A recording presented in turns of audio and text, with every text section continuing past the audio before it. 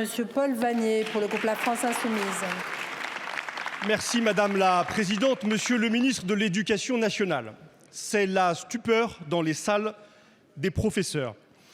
Brutalement, l'ensemble des titulaires et contractuels de l'éducation nationale sont automatiquement affiliés au groupement MGEN-CNP pour leur complémentaire santé.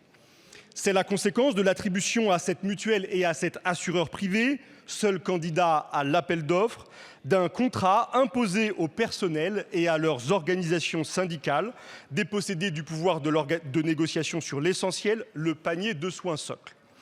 J'ai reçu près de 3000 témoignages d'enseignants, d'AESH, d'administratifs, d'AED, de retraités. Ils décrivent un véritable scandale. Pour les personnes seules, le surcoût engendré serait de 300 à 900 euros par an.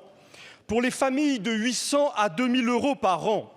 Le tout pour des garanties inférieures sur l'optique, le dentaire, avec la suppression de l'allocation handicap, de l'allocation orphelin et une prévoyance désormais séparée obligeant les agents désireux d'étendre leur protection à souscrire une offre supplémentaire. Nous n'acceptons pas ce mauvais coup porté à la santé et au pouvoir d'achat des agents de l'éducation nationale, déjà durement affectés par les conséquences de l'austérité salariale. Nous n'acceptons pas cette privatisation rampante qui nous éloigne du modèle mutualiste et plus encore du 100% sécu auquel nous aspirons. Monsieur le ministre, il est encore temps d'éviter cette catastrophe. Allez-vous garantir la liberté de choix des personnels? Allez-vous renégocier le contrat passé avec la MGEN-CNP dans l'intérêt des centaines de milliers de personnels de l'éducation nationale? Merci beaucoup, monsieur le député. La parole est à monsieur Édouard Geffray, ministre de l'Éducation nationale.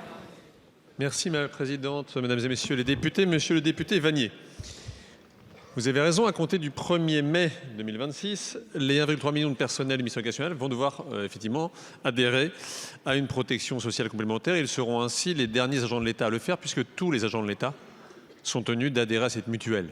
Ce n'est donc pas une stupeur.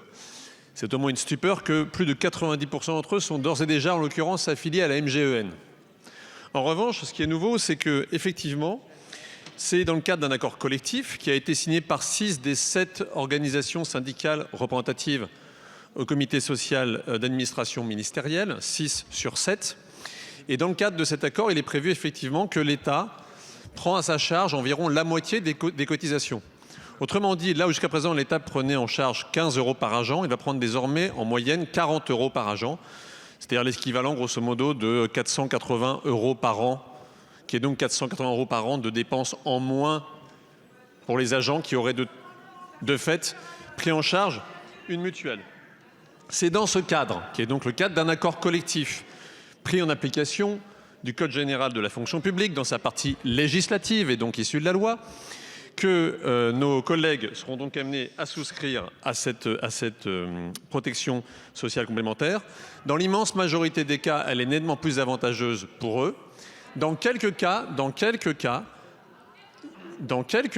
il peut y avoir effectivement un écart que nous allons regarder avec mes équipes. Et ça correspond également aux hypothèses dans lesquelles ces agents ne sont pas tenus, puisque vous avez des dérogations, ne sont pas tenus d'y souscrire, notamment parce qu'ils ont un conjoint qui est lui-même affilié à un système de protection sociale complémentaire. Dernier point, ça fait donc maintenant quelques semaines que les agents sont contactés un par un en vue du passage au 1er mai. Et à ce jour, aucun dysfonctionnement majeur n'a été signalé ni par les organisations syndicales, ni par le ministère, ni par la MGEN. Merci. Merci beaucoup, monsieur le ministre. Monsieur le député. Monsieur le ministre, je vous confirme qu'il y a de la stupeur, il y a de l'inquiétude, il y a de la colère. Et si vous nous indiquez, et vous avez raison, que cet accord est par ailleurs coûteux pour les finances publiques, voilà une raison de plus pour le renégocier. Je vous remercie.